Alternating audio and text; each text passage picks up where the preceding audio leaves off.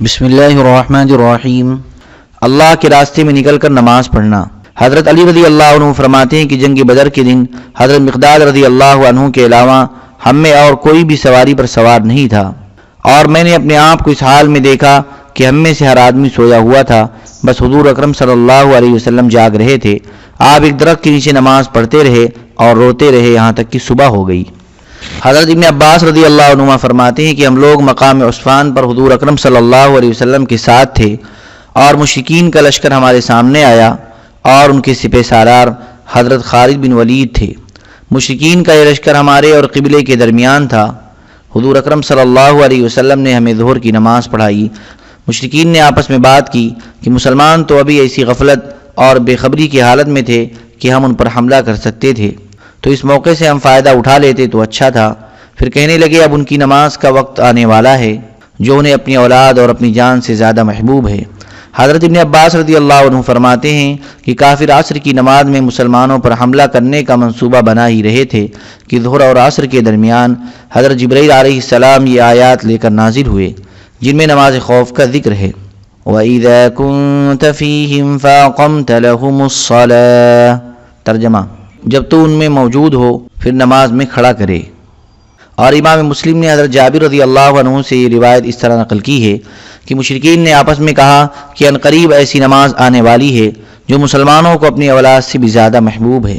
حضرت جابر رضی اللہ عنہ فرماتے ہیں کہ ہم لوگ حضور اقدس صلی اللہ علیہ وسلم کے ساتھ مقام نخل کی جانب غزوہ ذات الرقاع کے لیے نکلے۔ ایک مسلمان نے کسی مشرک کی بیوی کا قتل کر دیا یا اسے قید کر لیا۔ جب حضور صلی اللہ علیہ وسلم وہاں سے واپس آ رہے تھے، اس عورت کا شوہر آیا جو کہ کہیں گیا ہوا تھا۔ جب اسے بیوی کے قتل ہونے کی خبر ملی تو اس نے قسم کھائی کہ جب تک وہ محمد صلی اللہ علیہ وسلم کے صحابہ کا خون نہیں بہائے گا اس وقت تک وہ چین سے نہیں بیٹھے گا۔ چنانچہ حضور صلی اللہ علیہ وسلم کے پیچھے پیچھے چل پڑا۔ آپ نے راستے میں ایک جگہ پڑاؤ ڈالا۔ آپ نے فرمایا آج رات ہمارا پہرا کون دے گا؟ ایک مہاجری اور ایک انصاری نے اپنے آپ کو پہرے کے لیے پیش کیا اور انہوں نے کہا یا رسول اللہ ہم پہرا دیں گے۔ آپ صلی اللہ علیہ وسلم نے فرمایا کہ تم دونوں اس وادی کی گھاٹی کے سرے پر چلے جاؤ۔ یہ دونوں حضرت عمار بن یاسر اور حضرت عباد بن بشر رضی اللہ عنہم تھے۔ چنانچہ یہ دونوں گھاٹی کے سرے پر پہنچے تو انصاری نے مہاجری سے کہا ہم دونوں باری باری پہرا دیتے ہیں، ایک پہرا دے اور دوسرا سو جائے۔ اب تم بتاؤ کہ میں کب پہرا دوں، شروع رات میں یا آخر رات میں؟ مہاجری نے کہا نہیں، تم شروع رات میں پہرا دے دو۔ چنانچہ مہاجری لیٹ کر سو گئے اور انصاری کھڑے ہو کر نماز پڑھنے لگے۔ چنانچہ وہ آدمی آیا جس کی بیوی قتل ہوئی تھی۔ جب اس نے دور سے ایک آدمی کھڑا ہوا دیکھا تو وہ یہ سمجھا کہ یہ مسلمانوں کے لشکر کا جاسوس ہے۔ چنانچہ اس نے ایک تیر مارا جو ان انصاری کو آ کر لگا۔ انصاری نے وہ تیر نکال کر پھینک دیا اور نماز میں کھڑے رہے۔ اس نے دوسرا تیسرا مارا، وہ بھی آ کر ان کو لگا، انہوں نے اسے بھی نکال کر پھینک دیا اور نماز میں کھڑے رہے۔ اس آدمی نے تیسرا تیر مارا، وہ بھی آ کر ان کو لگا، انہوں نے اسے بھی نکال کر پھینک دیا، اور پھر رکوع اور سجدہ کر کے نماز پوری کی اور اپنے ساتھی کو جگایا اور اس سے کہا اٹھ بیٹھو، میں تو زخمی ہو گیا ہوں۔ وہ مہاجری جلدی سے اٹھے۔ اس آدمی نے جب ایک کی جگہ دو کو دیکھا تو سمجھ گیا کہ ان دونوں حضرات کو اس کا پتہ چل گیا ہے، چنانچہ وہ تو بھاگ گیا۔ جب مہاجری نے انصاری کے جسم سے کئی جگہ خون بہتے ہوئے دیکھا تو انہوں نے کہا سبحان اللہ، جب اس نے آپ کو پہلا تیر مارا تو آپ نے مجھے اس وقت کیوں نہیں اٹھایا؟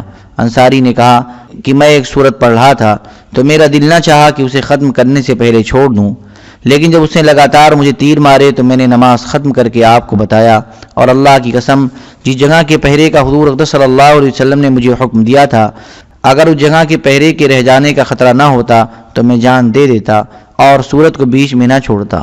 امام بیہقی نے دلائل النبوہ میں اس روایت میں یہ ذکر کیا ہے۔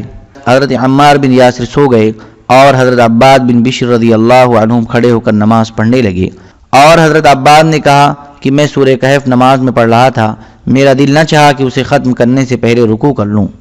حضرت عبداللہ بن انیس رضی اللہ عنہ فرماتے ہیں کہ حضور اقدس صلی اللہ علیہ وسلم نے مجھے بلایا اور فرمایا کہ مجھے خبر ملی ہے کہ خالد بن سفیان بن نبیہ حذلی مجھ پر چڑھائی کرنے کے لیے لوگوں کو جمع کر رہا ہے، اس وقت وہ عرنا مقام پر ہے، تم جا کر اسے قتل کر دو۔ میں نے کہا یا رسول اللہ آپ مجھے اس کا حلیہ بتا دیں تاکہ میں اسے پہچان لوں۔ حضور صلی اللہ علیہ وسلم نے فرمایا جب تم اسے دیکھو گے تو تمہیں اپنے جسم میں کپ کپی محسوس ہوگی، چنانچہ میں گلے میں اپنی تلوار لٹکا کر چل پڑا۔ جب میں اس کے پاس پہنچا تو وہ اپنی بیویوں کے ساتھ عرنا مقام پر تھا اور اپنی بیویوں کے لیے ٹھہرنے کی جگہ تلاش کر رہا تھا اور عصر کا وقت ہو چکا تھا۔ جب میں نے اسے دیکھا تو جیسے حضور اقدس صلی اللہ علیہ وسلم نے بتایا تھا، واقعی مجھے اپنے جسم میں کپکپی محسوس ہوئی۔ میں اس کی طرف چل پڑا اور مجھے یہ ڈر لگا کہ کہیں ایسے نہ ہو کہ اسے قتل کرنے کی کوشش میں کچھ دیر لگ جائے اور نماز عصر جاتی رہے۔ چنانچہ میں نے نماز شروع کر دی۔ میں اس کی طرف چلتا بھی جا رہا تھا اور اشارے سے رکوع سجدہ بھی کرتا جا رہا تھا۔ جب میں اس کے پاس پہنچا تو اس نے کہا، یہ آدمی کون ہے؟ میں نے کہا، عرب کا ایک آدمی ہوں جس نے یہ سنا ہے کہ تم لوگوں کو اس آدمی پر یعنی حضور صلی اللہ علیہ وسلم پر چڑھائی کرنے کے لیے جمع کر رہے ہو، اس وجہ سے تمہارے پاس آیا ہوں۔ اس نے کہا، ہاں میں اسی میں لگا ہوا ہوں۔ چنانچہ میں تھوڑی دیر اس کے ساتھ چلا۔ جب مجھے اس پر پوری طرح قابو حاصل ہو گیا تو میں نے تلوار کا وار کر کے اسے قتل کر دیا۔ پھر میں وہاں سے چل پڑا اور اس کی عہدہ نشین عورتیں اس پر جھکی ہوئی تھیں۔ جب میں حضور اقدس صلی اللہ علیہ وسلم کی خدمت میں حاضر ہوا تو آپ نے مجھے دیکھ کر فرمایا، یہ چہرہ کامیاب ہو گیا۔ میں نے کہا، یا رسول اللہ، میں اسے قتل کر آیا ہوں۔ آپ صلی اللہ علیہ وسلم نے فرمایا، تم ٹھیک کہتے ہو۔ پھر حضور اقدس صلی اللہ علیہ وسلم میرے ساتھ کھڑے ہوئے اور مجھے اپنے گھر لے گئے اور مجھے ایک لاٹھی دے کر فرمایا، اے عبداللہ بن انیس، اسے اپنے پاس سنبھال کر رکھنا۔ میں لاٹھی لے کر لوگوں کے پاس باہر آیا۔ لوگوں نے پوچھا، یہ لاٹھی کیا ہے؟ میں نے کہا، یہ لاٹھی حضور اقدس صلی اللہ علیہ وسلم نے مجھے دی ہے اور مجھے حکم دیا ہے کہ میں اسے سنبھال کر رکھوں۔ لوگوں نے کہا کہ تم واپس جا کر کیوں نہیں حضور صلی اللہ علیہ وسلم سے اس کے بارے میں پوچھ لیتے؟ چنانچہ میں حضور اقدس صلی اللہ علیہ وسلم کی خدمت میں واپس گیا اور میں نے عرض کیا، یا رسول اللہ، آپ نے مجھے یہ لاٹھی کیوں دی ہے؟ آپ صلی اللہ علیہ وسلم نے فرمایا، یہ قیامت کے دن میرے اور تمہارے درمیان نشانی ہوگی، کیونکہ اس دن لاٹھی والے لوگ بہت کم ہوں گے، یعنی نیک اعمال کا سہارا لینے والے بہت کم ہوں گے۔ چنانچہ حضرت عبداللہ رضی اللہ تعالیٰ عنہ نے اس لاٹھی کو اپنی تلوار کے ساتھ باندھ لیا اور وہ لاٹھی زندگی بھر ان کے ساتھ رہی۔ جب ان کے انتقال کا وقت آیا تو ان کی وصیت کے مطابق وہ لاٹھی ان کے کفن میں رکھ دی گئی اور اسے بھی ان کے ساتھ دفن کیا گیا۔ حضرت عروہ رضی اللہ عنہ فرماتے ہیں کہ جب جنگ یرموک کے دن دونوں لشکر ایک دوسرے کے قریب ہوئے تو رومی سپہ سالار قبقلار نے ایک عربی آدمی کو جاسوسی کے لیے بھیجا۔ اس حدیث کے آخر میں یہ ہے کہ قبقلار نے اس جاسوس سے پوچھا کہ وہاں کیا دیکھ کر آئے ہو؟ اس نے کہا کہ وہ مسلمان رات میں عبادت گزار ہیں اور دن میں شہ سوار ہیں۔ حضرت ابو اسحاق سے ایک لمبی حدیث مروی ہے جس میں یہ ہے کہ ہرقل نے اپنے لوگوں کو کہا، پھر تمہیں کیا ہو گیا کہ ہمیشہ شکست کھاتے ہو؟ تو ان کے بڑے سرداروں میں سے ایک بوڑھے نے کہا کہ ہم اس وجہ سے شکست کھاتے ہیں کہ وہ مسلمان رات کو عبادت کرتے ہیں اور دن کو روزہ رکھتے ہیں۔ اور یہ حدیث تائیدات غیبیہ کے اسباب کے باب میں آئندہ انشاءاللہ آئیں گی۔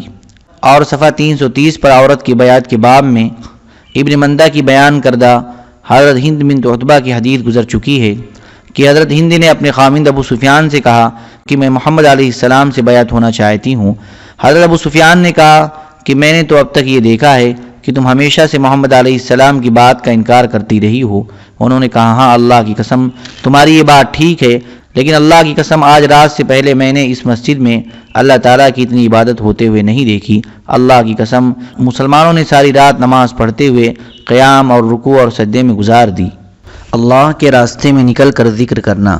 حضرت سعید بن مسیب فرماتے ہیں کہ جب مسلمان مکہ میں فاتحانہ داخل ہو گئے تو صبح تک فتح کی یہ رات مسلمانوں نے تکبیر و تحلیل اور بیت اللہ کے طواف میں گزاری۔ تو حضرت ابو سفیان رضی اللہ تعالیٰ عنہ نے حضرت ہند رضی اللہ عنہا سے کہا، کیا تم دیکھ رہی ہو یہ سب اللہ کی طرف سے ہے؟ حضرت ہند نے کہا، ہاں یہ اللہ کی طرف سے ہے۔ پھر صبح کو حضرت ابو سفیان حضور صلی اللہ علیہ وسلم کی خدمت میں گئے تو حضور صلی اللہ علیہ وسلم نے فرمایا، تم نے ہند سے کہا تھا کہ کیا تم دیکھ رہی ہو یہ سب اللہ کی طرف سے ہے؟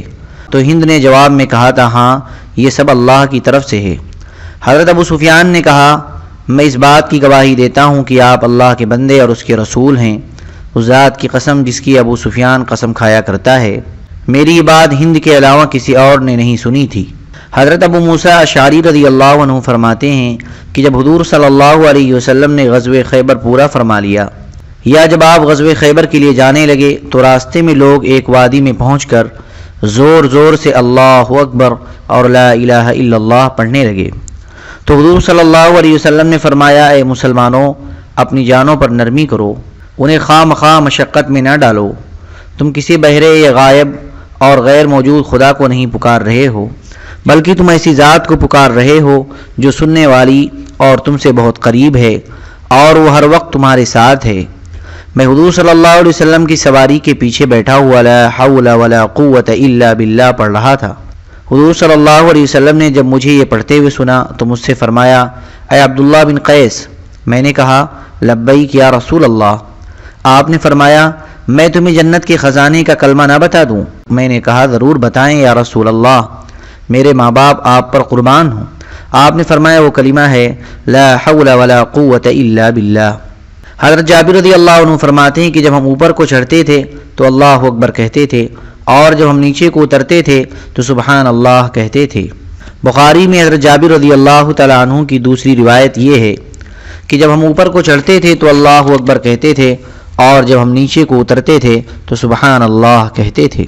حضرت ابن عمر رضی اللہ عنہ فرماتے ہیں کہ غزوے میں جانے والے لوگ دو طرح کے ہوتے ہیں، ایک تو وہ جو اللہ کے راستے میں نکل کر اللہ کا بہت ذکر کرتے ہیں اور اللہ کا دھیان خوب رکھتے ہیں اور چلے میں فساد نہیں مچاتے، اور اپنے ساتھیوں کی مالی مدد اور ہمدردی کرتے ہیں، اور اپنا مرغوب اور عمدہ مال خرچ کرتے ہیں، اور ان کو جتنی دنیا ملتی ہے اس سے زیادہ وہ اس مال پر خوش ہوتے ہیں جسے وہ خرچ کرتے ہیں۔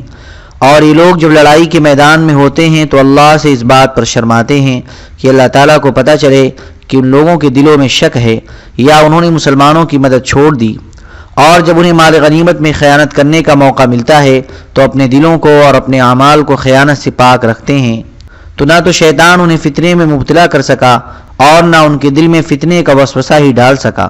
ایسے لوگوں کی وجہ سے اللہ تبارک و تعالیٰ اپنے دین کو عزت عطا فرماتے ہیں اور اپنے دشمن کو ذلیل کرتے ہیں۔ اور دوسرے لوگ وہ ہیں جو غزوے میں تو نکلے لیکن نہ اللہ کا ذکر زیادہ کرتے ہیں اور نہ انہیں اللہ کا کچھ دھیان ہے، اور نہ فساد مچانے سے بچتے ہیں، اور مال خرچ کرنا پڑ جائے تو بڑی ناگواری سے خرچ کرتے ہیں، اور جو مال خرچ کرتے بھی ہیں اسے اپنے اوپر تاوان سمجھتے ہیں، اور ایسی باتیں ان سے شیطان کہتا ہے۔ اور یہ لوگ جب لڑائی کے میدان میں ہوتے ہیں تو سب سے پیچھے کھڑے ہوتے ہیں اور مدد نہ کرنے والوں کے ساتھ ہوتے ہیں، اور پہاڑوں کی چوٹیوں پر چڑھ کر پناہ لیتے ہیں اور وہاں سے دیکھتے ہیں کہ لوگ کیا کر رہے ہیں۔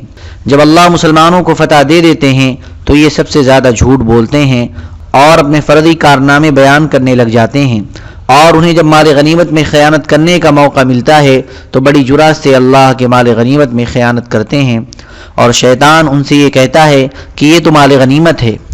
جب آسودہ حال ہوتے ہیں تو اترانے لگ جاتے ہیں، اور جب انہیں کوئی رکاوٹ پیش آ جاتی ہے تو شیطان انہیں مخلوق کے سامنے اپنی حاجتیں پیش کرنے کے فتنے میں ڈال دیتا ہے۔ ان لوگوں کو مسلمانوں کے ثواب میں سے کچھ نہیں ملے گا، ہاں ان کے جسم مسلمانوں کے جسموں کے ساتھ ہیں اور انہی کے ساتھ چل رہے ہیں، لیکن ان کی نیتیں اور ان کے عمل مسلمانوں سے مختلف ہیں۔ قیامت کے دن ان کو اللہ تبارک و تعالیٰ اکٹھا فرمائیں گے اور پھر ان دو طرح کے لوگوں کو الگ الگ کر دیں گے۔ اللہ کے راستے میں نکل کر دعاؤں کا اہتمام کرنا۔ حضرت محمد بن اسحاق کہتے ہیں کہ مجھے یہ حدیث پہنچی ہے کہ جب حضور صلی اللہ علیہ وسلم مدینے کے ارادے سے اللہ کی طرف ہجرت کرتے ہوئے مکہ سے چل پڑے تو آپ صلی اللہ علیہ وسلم نے یہ دعا مانگی کہ تمام تعریفیں اس اللہ کے لیے ہیں جس نے مجھے پیدا فرمایا حالانکہ میں کچھ بھی نہیں تھا۔ اے اللہ، دنیا کی گھبراہٹ اور زمانے کے شرور اور دن رات آنے والے مصائب پر میری مدد فرما۔ اے اللہ، اس سفر میں تو میرا ساتھی ہو جا اور میرے گھر میں تو میرا خلیفہ بن جا، اور جو تو نے مجھے دیا ہے اس میں برکت نصیب فرما۔ مجھے اپنے سامنے تواضع کرنے والا بنا دے، اور عمدہ و نیک اخلاق پر تو مجھے جما دے، اور مجھے اپنا محبوب بنا لے، اور مجھے عام لوگوں کے سپرد نہ فرما۔ اے کمزوروں کے رب، تو میرا بھی رب ہے۔ میں تیرے اس کریم چہرے کے طفیل جس سے سارے آسمان اور زمین روشن ہو گئے اور جس سے اندھیرے چھٹ گئے اور جس سے پہلوں کے کام درست ہو گئے، اس بات سے پناہ مانگتا ہوں کہ تو مجھ پر غصہ ہو یا تو مجھ سے ناراض ہو، اور تیری نعمت کے زائل ہونے اور تیری ناگہانی سزا سے اور تیری عطا کردہ عافیت کے چلے جانے اور تیرے ہر قسم کے غصے سے میں تیری پناہ چاہتا ہوں، اور میں جتنے اعمال کر سکتا ہوں ان میں سے میرے نزدیک سب سے بہتر تجھے راضی کرنا اور منانا ہے۔ گناہوں سے بچنے کی طاقت اور نیکیوں کی کرنے کی قوت تجھ سے ہی ملتی ہے۔ اللہم صلی علی سیدنا وحبیبنا ومحبوبنا ومولانا محمد وبارک وسلم۔ سبحان ربک رب العزت عما یصفون وسلام علی المرسلین والحمد للہ رب العالمین۔